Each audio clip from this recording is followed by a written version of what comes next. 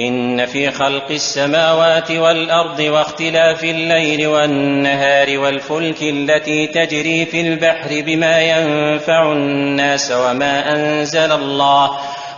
أنزل الله من السماء من ماء فأحيا به الأرض بعد موتها وبث فيها من كل دابة وتصريف الرياح والسحاب المسخر بين السماء والأرض لآيات لقوم يعقلون. أخبر تعالى أن في هذه المخلوقات العظيمة آيات، أي أدلة على وحدانية الباري وإلهيته وعظيم سلطانه ورحمته وسائر صفاته، ولكنها لقوم يعقلون، أي لمن لهم عقول يعملونها فيما خلقت له، فعلى حسب ما من الله على عبده من العقل ينتفع بالآيات ويعرفها بعقله وفكره وتدبره. ففي خلق السماوات في ارتفاعها واتساعها وإحكامها وإتقانها، وما جعل الله فيها من الشمس والقمر والنجوم وتنظيمها لمصالح العباد. وفي خلق الأرض مهادا للخلق يمكنهم القرار عليها والانتفاع بما عليها والاعتبار، ما يدل ذلك على انفراد الله تعالى بالخلق والتدبير، وبيان قدرته العظيمة التي بها خلقها، وحكمته التي بها أتقنها وأحسنها ونظمها، وعلمه ورحمته التي بها أودع ما أودع من منافع الخلق ومصالحهم وضروراتهم وحاجاتهم. وفي ذلك أبلغ الدليل على كماله واستحقاقه أن يفرد بالعبادة لانفراده بالخلق والتدبير والقيام بشؤون عباده. وفي اختلاف الليل والنهار، وهو تعاقبهما على الدوام، إذا ذهب أحدهما خلفه الآخر، وفي اختلافهما في الحر والبرد والتوسط، وفي الطول والقصر والتوسط، وما ينشأ عن ذلك من الفصول التي بها انتظام مصالح بني آدم وحيواناتهم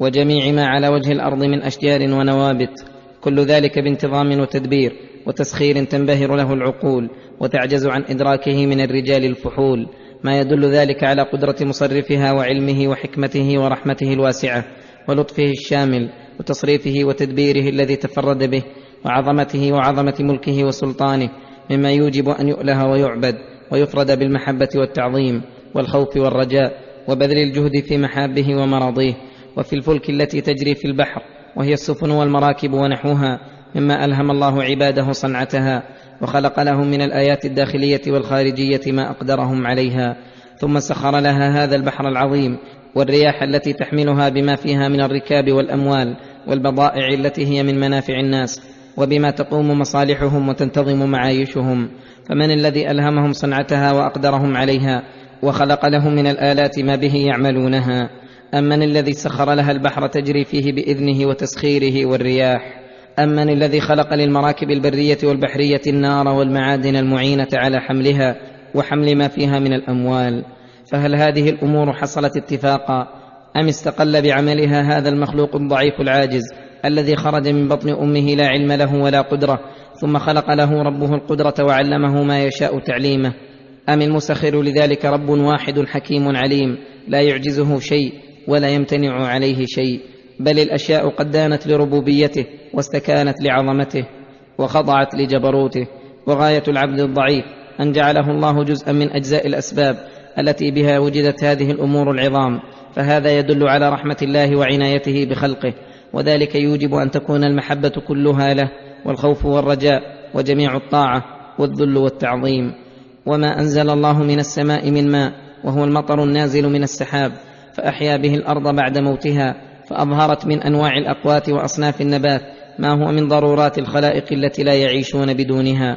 أليس ذلك دليلا على قدرة من أنزله وأخرج به ما أخرج، ورحمته ولطفه بعباده، وقيامه بمصالحهم، وشدة افتقارهم وضرورتهم إليه من كل وجه؟ أما يوجب ذلك أن يكون هو معبودهم وإلههم؟ أليس ذلك دليلا على إحياء الموتى ومجازاتهم بأعمالهم؟ وبث فيها، أي في الأرض، من كل دابة، أي نشر في أقطار الأرض من الدواب المتنوعة ما هو دليل على قدرته وعظمته ووحدانيته وسلطانه العظيم، وسخرها للناس ينتفعون بها بجميع وجوه الانتفاع، فمنها ما يأكلون من لحمه ويشربون من دره، ومنها ما يركبون، ومنها ما هو ساع في مصالحهم وحراستهم، ومنها ما يعتبر به. ومع أنه بث فيها من كل دابة فإنه سبحانه هو القائم بأرزاقهم المتكفل بأقواتهم، فما من دابة في الأرض إلا على الله رزقها ويعلم مستقرها ومستودعها. وفي تصريف الرياح باردة وحارة،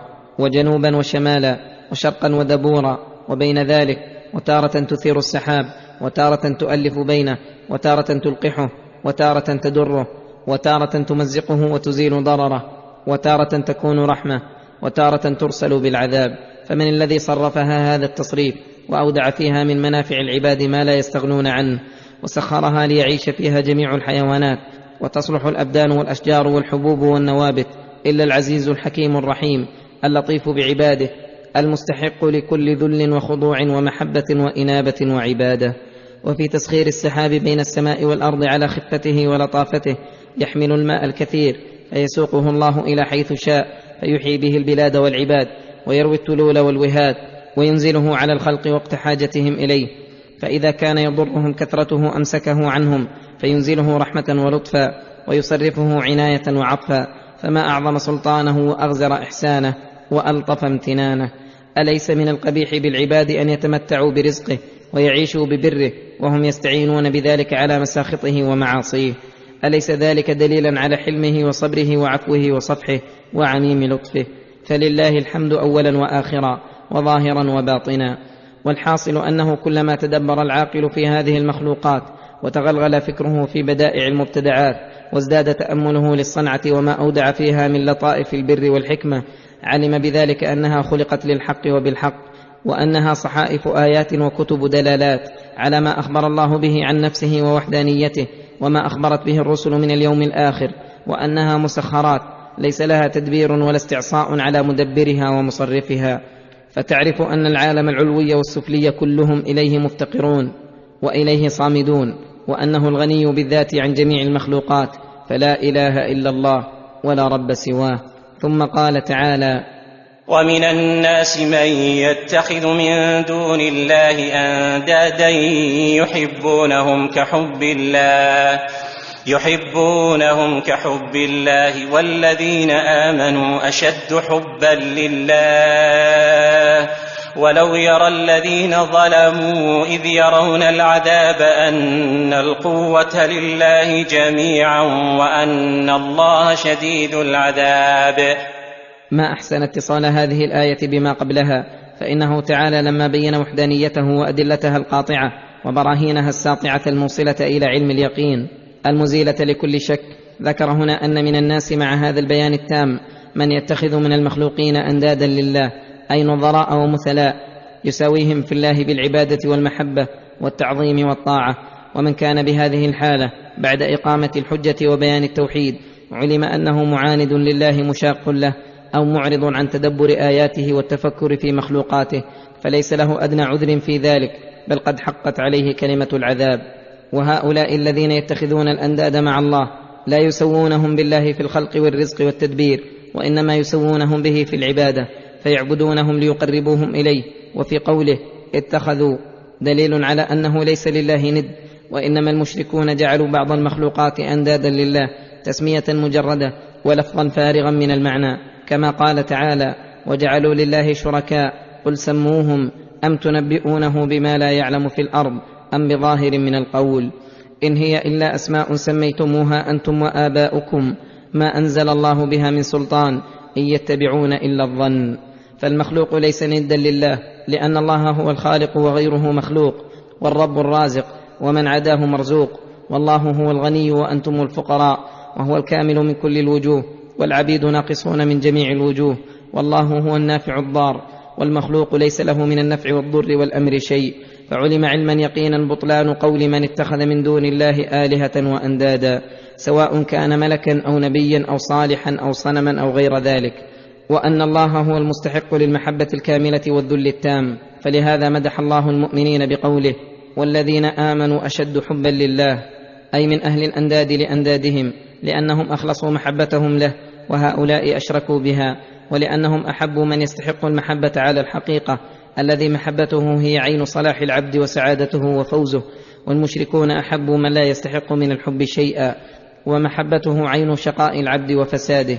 وتشتت أمره. فلهذا توعدهم الله بقوله: ولو يرى الذين ظلموا باتخاذ الأنداد والانقياد لغير رب العباد وظلموا الخلق بصدهم عن سبيل الله وسعيهم فيما يضرهم،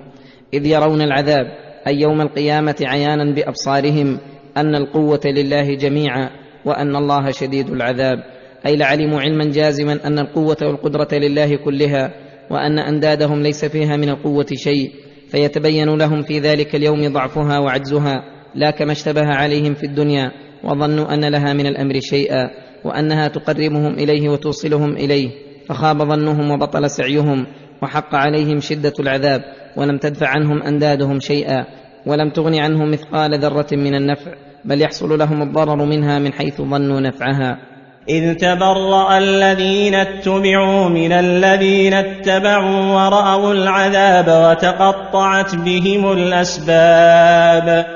وتبرأ المتبوعون من التابعين وتقطعت بينهم الوصل التي كانت في الدنيا، لأنها كانت لغير الله وعلى غير أمر الله ومتعلقة بالباطل الذي لا حقيقة له، فاضمحلت أعمالهم وتلاشت أحوالهم، وتبين لهم أنهم كانوا كاذبين، وأن أعمالهم التي يؤملون نفعها وحصول نتيجتها انقلبت عليهم حسرة وندامة، وأنهم خالدون في النار لا يخرجون منها أبدا، فهل بعد هذا الخسران خسران؟ ذلك بأنهم اتبعوا الباطل فعملوا العمل الباطل ورجوا غير مرجو وتعلقوا بغير متعلق، فبطلت الأعمال ببطلان متعلقها، ولما بطلت وقعت الحسرة بما فاتهم من الأمل فيها فضرتهم غاية الضرر، وهذا بخلاف من تعلق بالله الملك الحق المبين وأخلص العمل له ورجى نفعه، فهذا قد وضع الحق في موضعه، فكانت أعماله حقا لتعلقها بالحق،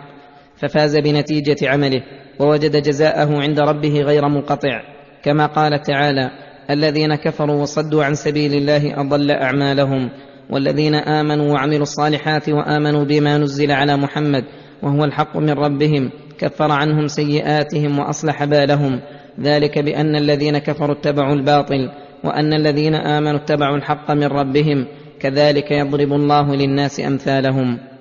وقال الذين اتبعوا لو أن لنا كرة فنتبرأ منهم كما تبرأوا منا كذلك يريهم الله أعمالهم حسرات عليهم وما هم بخارجين من النار كذلك يريهم الله أعمالهم حسرات عليهم وما هم بخارجين من النار. وحينئذ يتمنى التابعون أن يردوا إلى الدنيا فيتبرؤوا من متبوعيهم بأن يتركوا الشرك بالله ويقبلوا على إخلاص العمل لله، وهيهات فات الأمر وليس الوقت وقت إمهال وإنظار، ومع هذا فهم كذبة، فلو ردوا لعادوا لما نهوا عنه، وإنما هو قول يقولونه وأمان يتمنونها حنقا وغيظا على المتبوعين لما تبرؤوا منهم، والذنب ذنبهم، فرأس المتبوعين على الشر إبليس، ومع هذا يقول لأتباعه لما قضي الأمر: إن الله وعدكم وعد الحق ووعدتكم فأخلفتكم وما كان لي عليكم من سلطان إلا أن دعوتكم فاستجبتم لي فلا تلوموني ولوموا أنفسكم. يا أيها الناس كلوا مما في الأرض حلالا طيبا ولا تتبعوا خطوات الشيطان إنه لكم عدو مبين. هذا خطاب للناس كلهم مؤمنهم وكافرهم، فامتن عليهم بأن أمرهم أن يأكلوا من جميع ما في الأرض من حبوب وثمار وفواكه وحيوانات حالة كونها حلالا، أي محللا لكم تناوله، ليس بغصب ولا سرقة ولا محصلا بمعاملة محرمة أو على وجه محرم أو معينا على محرم. طيبا أي ليس بخبيث كالميتة والدم ولحم الخنزير والخبائث كلها، ففي هذه الآية دليل على أن الأصل في الأعيان الإباحة أكلا وانتفاعا، وأن المحرم نوعان: إما محرم لذاته وهو الخبيث الذي هو ضد الطيب، وإما محرم لما عرض له وهو المحرم لتعلق حق الله أو حق عباده به وهو ضد الحلال. وفيه دليل على أن الأكل بقدر ما يقيم البنية واجب يأثم تاركه لظاهر الأمر، ولما أمرهم باتباع ما أمرهم به إذ هو عين صلاحهم نهاهم عن اتباع خطوات الشيطان، أي طرقه التي يأمر بها، وهي جميع المعاصي من كفر وفسوق وظلم، ويدخل في ذلك تحريم السوائب والحام ونحو ذلك، ويدخل فيه أيضا تناول المأكولات المحرمة. إنه لكم عدو مبين، أي ظاهر العداوة، فلا يريد بأمركم إلا غشكم وأن تكونوا من أصحاب السعير. فلم يكتف ربنا بنهينا عن اتباع خطواته حتى أخبرنا وهو أصدق القائلين بعداوته الداعية للحذر منه، ثم لم يكتف بذلك حتى أخبرنا بتفصيل ما يأمر به، وأنه أقبح الأشياء وأعظمها مفسدة، فقال: إنما يأمركم بالسوء والفحشاء وأن تقولوا على الله ما لا تعلمون. إنما يأمركم بالسوء، أي الشر الذي يسوء صاحبه، فيدخل في ذلك جميع المعاصي، فيكون قوله والفحشاء من باب عطف الخاص على العام، لأن الفحشاء من المعاصي ما تناهى قبحه، كالزنا وشرب الخمر والقتل والقذف والبخل ونحو ذلك مما يستفحشه من له عقل. وأن تقولوا على الله ما لا تعلمون، فيدخل في ذلك القول على الله بلا علم في شرعه وقدره. فمن وصف الله بغير ما وصف به نفسه، أو وصفه به رسوله،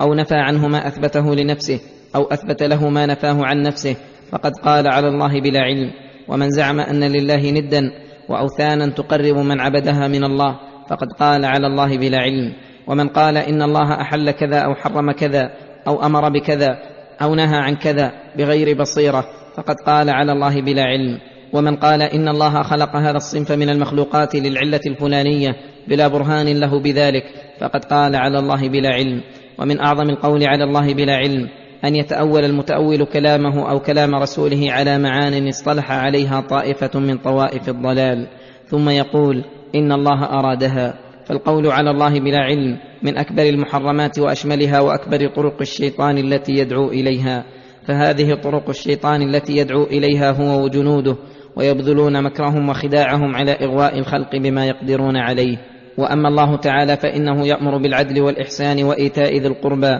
وينهى عن الفحشاء والمنكر والبغي. فلينظر العبد نفسه مع أي الداعيين هو، ومن أي الحزبين. أتتبع داعي الله الذي يريد لك الخير والسعادة الدنيوية والأخروية، الذي كل الفلاح بطاعته وكل الفوز في خدمته وجميع الأرباح في معاملته، المنعم بالنعم الظاهرة والباطنة، الذي لا يأمر إلا بالخير ولا ينهى إلا عن الشر؟ أم تتبع داعي الشيطان الذي هو عدو الإنسان، الذي يريد لك الشر